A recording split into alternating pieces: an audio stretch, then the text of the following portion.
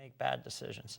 What do we do about it? Well, we create people and supports who are better trauma informed. And that goes everyone from the teacher to the person at the community health center to the person at the church or the civic organization to understand and spot these pieces and then hopefully help direct a young person and a parent to the right place for help. But if we really want to end violence, and if we want to make sure you don't have too much work to do, which is what we want. We don't want you to be too busy, and unfortunately, you're way too busy.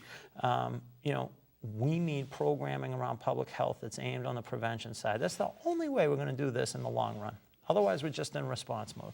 Final question in this segment is about the police commissioner. Would you keep Commissioner Davis, or would you look to bring in someone new? Yeah, listen, anyone on the cabinet, I'll be happy if I'm elected mayor, lucky enough to sit down with them, talk about my vision, their vision, and then make a decision from there. But I'm not picking a cabinet now. I'm not committing to Commissioner Davis or any member of the cabinet. That's something, if I'm lucky enough to win, I'll sit down with them, see if there's a compatible vision, and figure it out from there. Talk to me about economy and jobs. What would you do to inspire new businesses to come to Boston, and what would you do to keep existing businesses here and not flee the state to go elsewhere? I think the keeping existing is much more important than the bringing businesses here. Most cities couldn't say that, but we have so much technology born here, grows out of our institutional engine, the hospitals, the laboratories, the colleges, the universities, that we've got to have a real concerted effort to keep businesses here. So how do we do that? We do it through tax increment financing. We do it through spreading innovation, not from restricted to a district, but let it flow across the whole city. Have innovation zones throughout the whole city. See them in Alston, Roxbury, Mattapan, Roslindale. That's key. Those are two key pieces to keep the businesses here. And then the other dynamic, I think, is we've got to connect that to housing because, you get the business to stay, but where are people going to live, the talent that drives our engine. So I want to create middle market housing in Boston. I don't think we've done it well. I want to attach a strong affordable housing program to a middle market housing program so that young talent, artist, professional, family, can find a way to go from rental to home ownership, 1 bedroom to 3. And housing's got to be a key part of any job creation plan. Last piece, and we could talk a lot on transportation and where that fits in, but last piece where a mayor can do a whole heck of a lot quickly, city services. Got to make sure that we're working with the business community, not creating barriers, as well as our residents. Got to be customer friendly, user friendly, and if you walk into City Hall, I want you to feel like you're walking into the Apple store. I want to deliver everything online. I want every service available online, and I want to make sure that we are coming at you with a how are we going to get your problem solved today, how are we going to help you today attitude, because the fact is, when city government works that way, whether it's a resident trying to do a renovation on their home or a small business trying to get open, we're creating jobs and we're vesting people here in the city for the long run. When we make people wait and jump through hoops and all sorts of crazy bureaucracy, we really start to push people away. There's been a pretty deep discussion around the Boston Redevelopment Authority, BRA. Talk to me about whether or not it should stay, it should go, should planning and development be together, separated? Where do you come down on that? I think planning should be separated. We have to remove the conflict of interest. There's the inherent conflict of interest. Then we have to actually plan. And what we want to do is drive our development process from a smart plan. And a smart plan's got to think about 3 key pieces: respecting the character and integrity of our neighborhoods, how we create housing so that people who are poor can find a place to live here, and people who are in the middle can find a place to live here. We've never had an issue building a luxury condo in Boston, okay? And luxury condos are fine, but we've got to find a way to get everybody else to be able to live. And then the third part is how do we create jobs into the future? So, but if we've got a smart plan on that, then we get into a development process that's transparent and driven from the plan and not based on who you know or if you know someone who can navigate the process better than other people. That's what we want to get out of. So we need more transparency in the BRA, better use of technology, separate planning, and have a real plan. What are the qualities that you would look for in the CEO of the BRA? Yep. The person who's going to run the BRA, what are you looking for? I want someone who's going to nurture the innovation economy. here in Boston, work to make sure we keep creating jobs, particularly through the investments in the technology sector, but connect that to our main streets and local business districts and how we could create an ecosystem of getting locally owned businesses and small businesses to play a role in supporting our institutional economic engine and our growing tech sector here in Boston. We've got to connect the Main Street and Upham's Corner to the Innovation District and the Seaport. There's no reason the businesses there can't be servicing those growing tech businesses and create a real ecosystem. I want a BRA director who's going to embrace that and who's going to embrace a middle market housing strategy and how we connect that to a smart, affordable housing strategy. Boston is a very vibrant city when you talk about the arts and you talk about culture, but as I think you alluded to a few moments ago, oftentimes in our schools, arts, music, are stripped away. Yep. Talk to me about where you come down on the cultural aspect of the city, yep. the artistic aspect of the city, and how you would further those respective components of the city so that more yep. people take advantage of it. I really want to elevate the arts community and arts and culture to a cabinet level office and under the mayor. And right now we're arts and tourism. I think we ought to be arts and culture. And tourism can be a natural extension of that, but we really want to focus on a cultural agenda in the city and empower our arts community to really drive that agenda. I want Boston to have a unique signature when it comes to our arts community. We don't want to copy any other city, but we've got an arts community brimming with talent. We need to see more public art, more storefront, more pop-up galleries. We need to see more festivals, a greater celebration of this incredible community, and a bigger investment in it. $1 million a year right now in the City of Boston budget for arts. Chicago, Los Angeles start at $30 million. I think to invest more in the arts will be a great thing for the life of the city and for the residents of the city. It will also create an awful lot of jobs, and we ought to make that investment. Speaking of creating jobs, where do you come down on getting more people into the trades?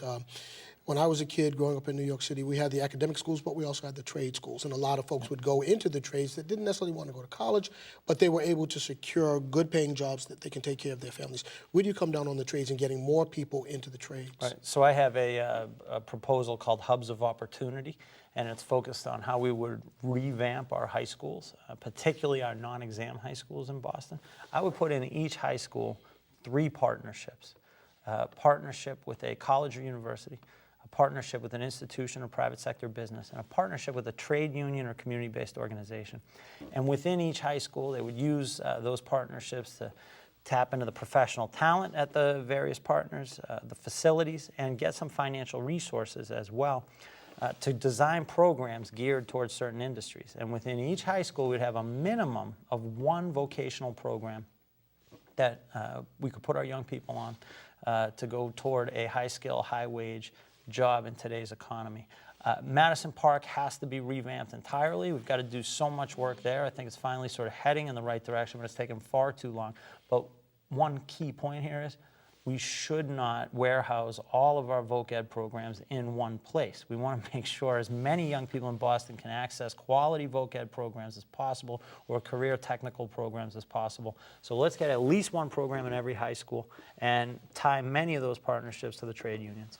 Talk to me about STEM, science, technology, engineering, math. How important is that to the city, and how important is that to the kids coming through the education system? Vitally important. And again, all of this is about connecting all those pieces of Boston together so we can have this incredible array of tech companies doing amazing work down in the Innovation District and in other parts of the city. We can be the hot spot for all these companies to come, but if it's not connected to a 12-year-old going into the Dearborn school, what good is it really for all of Boston?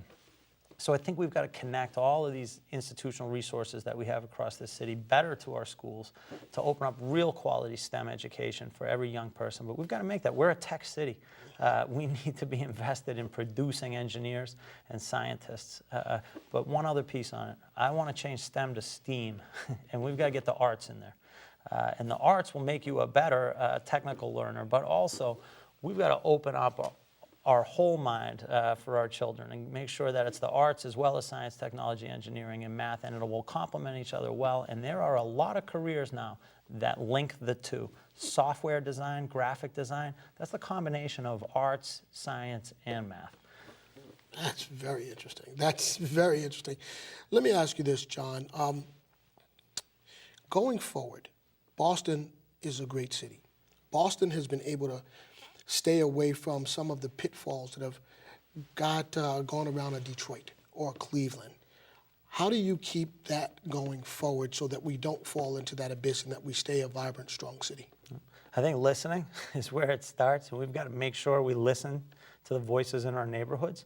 I think we need a mayor who's going to listen very carefully, incorporate the community voice into everything from development to our schools to safety.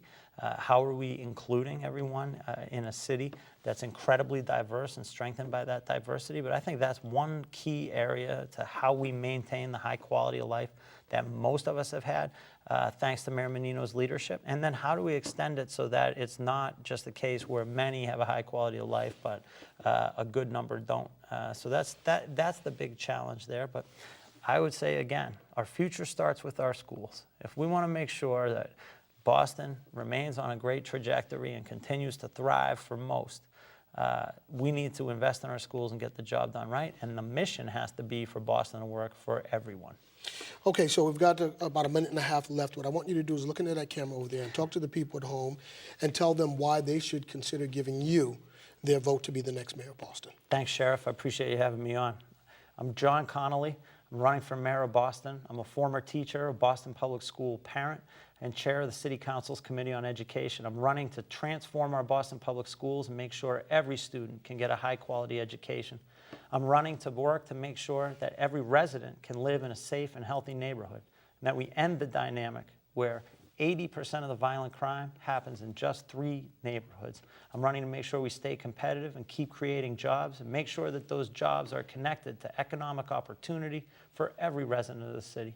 And finally, I'm running to make sure that we have an inclusive, transparent city government, and that when you access city services, you feel like you're walking into the Apple Store.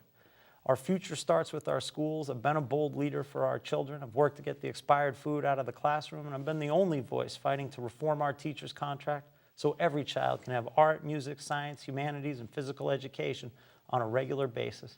I'll be a mayor who will work for everyone, but I recognize at the end of the day, if we want safer streets, we need better schools. If we want a stronger economy, we need better schools. I'm John Connolly. I hope you'll consider me and give me a vote, and you can learn more at connollyforboston.com. Sheriff, thanks a lot. Thanks a lot. Really appreciate having you on here. All right, folks, that's it. That's all 12. You've heard them all.